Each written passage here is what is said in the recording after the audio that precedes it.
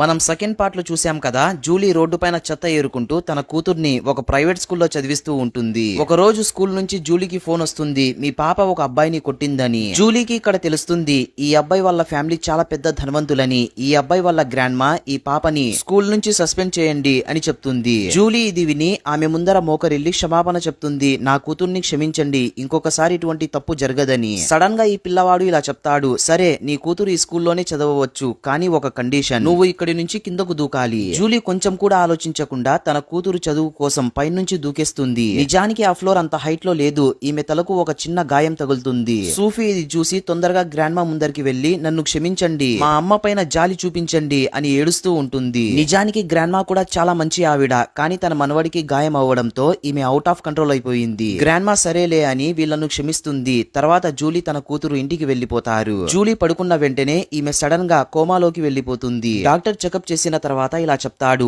ఈమె తలకు గతంలోనే గాయమైంది, మళ్ళీ ఇప్పుడు దెబ్బ తగిలింది, దీంతో ఈమెకు అర్జెంటుగా ఆపరేషన్ చేయాలి, లేకుంటే ఈమె మనకు దక్కదు. డాక్టర్ ఇలా చెప్తాడు, ఇంత కష్టమైన ఆపరేషన్ ని కేవలం మా సీనియర్ షియో ఒకటే చేయగలరు, నేను నిన్ను అతని దగ్గరకు తీసుకుని వెళ్తాను అని చెప్తాడు. రెండవ సైడ్ ఇక్కడ గ్రాండ్ మా ఇంకా అతని మనవడిని చూపిస్తారు. ఇక్కడ డాక్టర్ షియో ఎవరో కాదు, ఇతని నాన్న అయి ఉంటాడు. పిల్లవాడు ఇలా చెప్తాడు, మా అమ్మ తయారు చేసిన లాకెట్ కనిపించడం లేదని. దీంతో గ్రాండ్ మా ఇంకా నాన్న ఇతని పైన కోప్పడతారు, నువ్వు ఎక్కడ పోగొట్టుకున్నావురా అని. సడన్ గా అప్పుడే అక్కడికి సూఫీ వచ్చేస్తుంది. ఇంకా డాక్టర్ షియో కాలిని పట్టుకొని ఇలా బతిమాలుతూ ఉంటుంది, ప్లీజ్ డాక్టర్ గారు మా అమ్మని కాపాడండి అని. డాక్టర్ కి ఈ విషయం తెలియదు, తన భార్య ఇంకా బ్రతికే ఉందని, ఇంకా తన ముందరున్నది ఈమె సొంత కూతురని. కొడుకు ముందుకొచ్చి ఇలా చెప్తాడు, నువ్వు మళ్ళీ ఇక్కడికి ఎందుకు వచ్చావే, నన్ను కొట్టడానికే. గ్రాండ్ మా ఇతనికి అంతా చెప్తుంది, ఈ పాపనే నీ కొడుకుని కొట్టింది, ఇంకా ఇతన్ని చాలా ఏడిపించింది, నీకు అమ్మ లేదని. నాన్న ఇది విన్న వెంటనే ఇతనికి చాలా కోపం వచ్చేస్తుంది. జూనియర్ డాక్టర్ ఇతనితో అంతా వివరిస్తాడు, వీళ్ళమ్మ కండిషన్ చాలా క్రిటికల్ గా ఉంది, మీరు ఒకటే వీళ్ళమ్మని కాపాడగలుగుతారని. దీంతో ఇతను కూడా సరే అని ఒప్పుకుంటాడు. పిల్లవాడికి చాలా కోపం వచ్చేస్తుంది. దీంతో ఇతను సూఫీని దొబ్బేస్తాడు. సూఫీ పాకెట్ లో నుంచి అప్పుడే